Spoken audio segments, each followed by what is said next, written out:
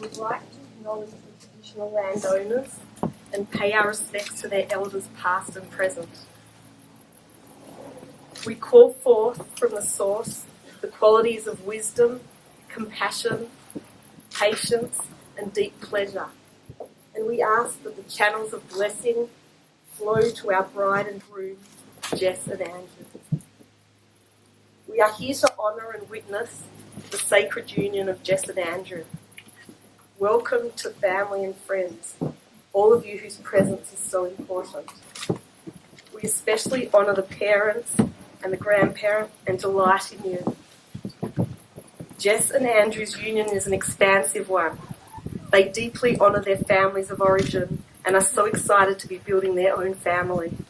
They are connected to their Jewish tribal belonging, and they are also active global citizens, committed to values-based community, truth sharing and social transformation. Their marriage is an acknowledgement and a celebration of their union and a celebration of humanity. It is important for them that we here today acknowledge the privilege of being able to have this marriage recognised at a time when not all marriages can be recognised. We are also overflowing with gratitude that we have the freedom to celebrate human milestones and joys at a time when others in the world today are in the midst of uncertainty and living under threat. Just checking we've got our witnesses.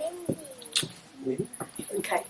We begin the wedding ceremony, the betrothal part, with a blessing over the wine, a Jewish way of making things holy, followed by the blessing that sanctifies the union of Jess and Andrew, in particular the exclusivity of their relationship with each other.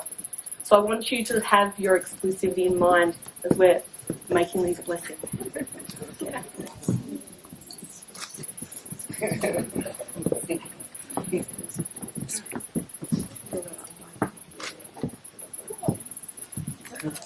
That the blessing should be overflowing, but not yet.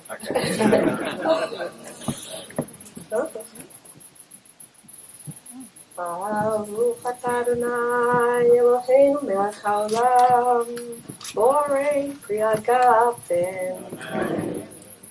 Baruch atah Adonai Eloheinu melech haolam asher kiddushanu sotav etzavanu al ha'arayot ve'asa lanu et ha'arusot ve'hitir lanu et ha'nesuot lanu al yidei chuppah ve'kiddushin. Baruch atah Adonai Mekodesh Amo Yisrael al yidei chuppah ve'kiddushin. Now, Mum. Oops.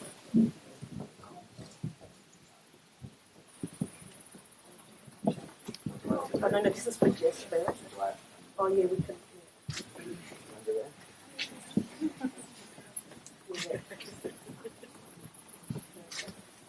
And now.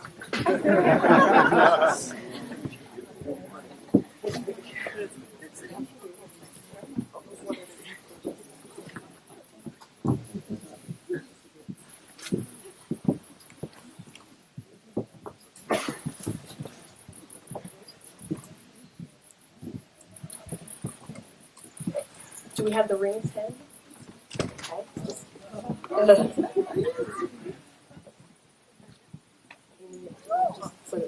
Perfect.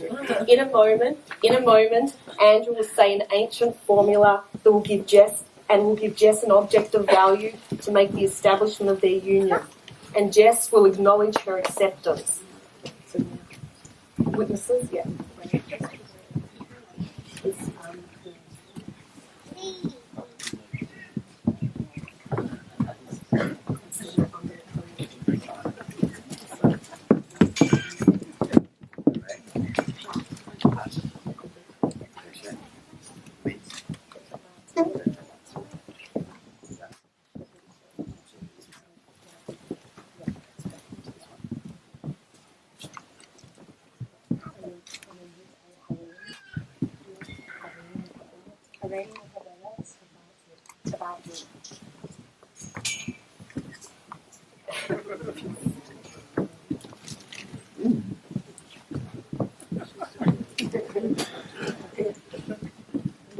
Yeah?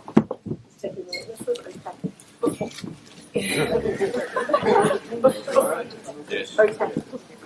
Before he came to the puppah, Andrew accepted upon himself obligations to Jess as detailed in the ketubah and witness. I'm not going to read out the ketubah now, but I will offer some words of blessing to Jess and Andrew. Yesterday we read about the making of the golden calf. Moses instinctively throws down the tablets. Crash. Incredible. Bold. Commentators say that Moses was commended by the divine for throwing down the tablets.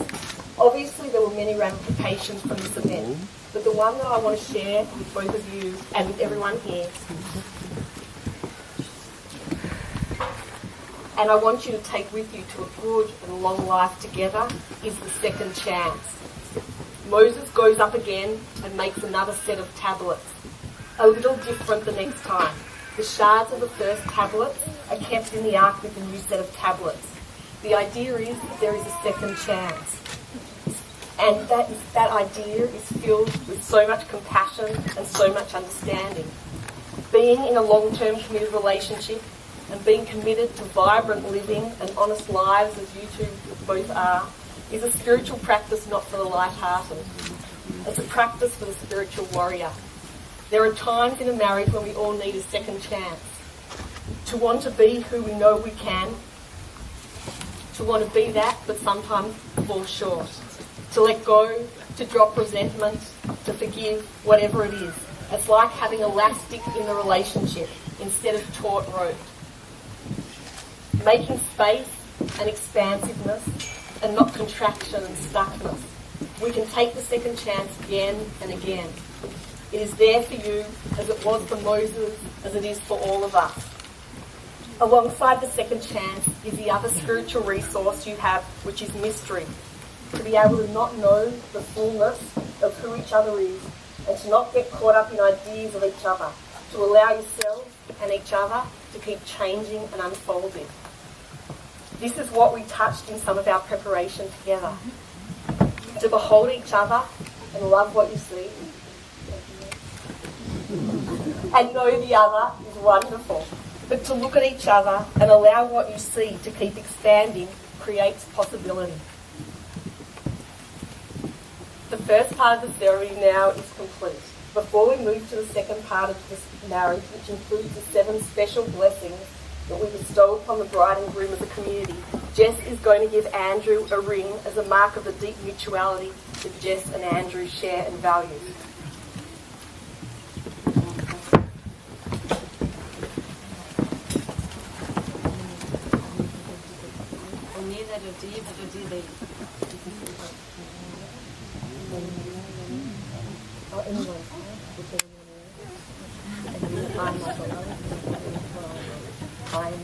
I am my beloved. And my beloved, and my beloved is mine. And my beloved is mine.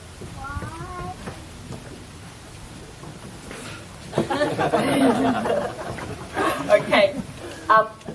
We're going to move to the Sheva Brachot, and I'll just give a few words of introduction about the Sheva Brachot. These special 7 blessings are ancient and appear in the Talmud and date over 1,500 years old. After the blessing of the wine, they begin with a general honouring of the whole of creation and its mystery. They continue with an honouring of humanity and then a recognition of humanity created in the image of the divine. This deep respect for all humans is a value that resonates with our bride and groom.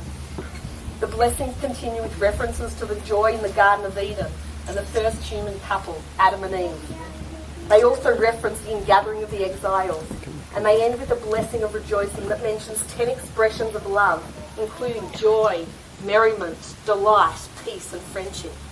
This moment is for us, this moment of us as a community, sharing these blessings with you, Jess and Andrew, is a well from which you can continually come back to and draw nourishment.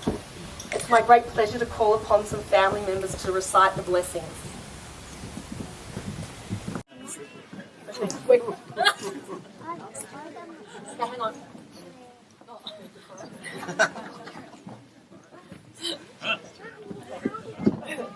We're coming to the end of the ceremony.